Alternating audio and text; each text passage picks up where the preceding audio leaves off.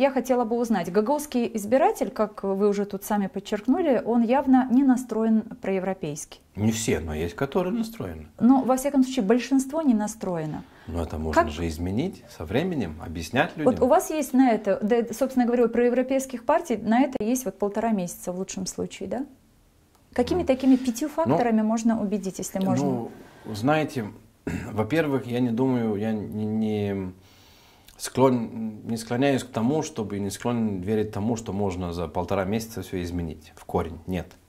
Во-первых, мы будем очень тщательно обсуждать со всеми нашими коллегами нашу, скажем так, стратегию поведения здесь.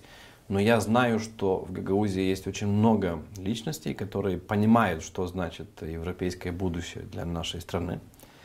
И я знаю, что люди видят те изменения, которые здесь происходят.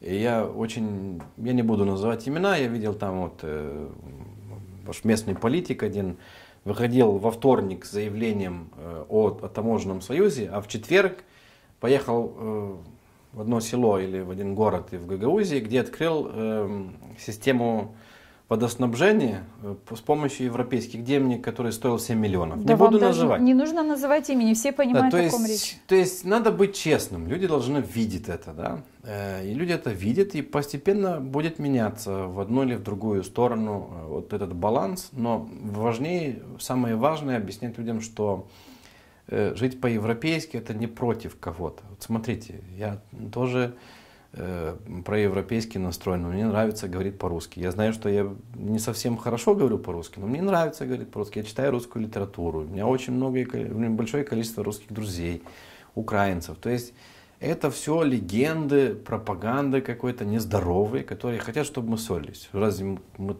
можем не ссориться? Мы не будем ссориться. Мы не будем ссориться, мы будем дружить дальше.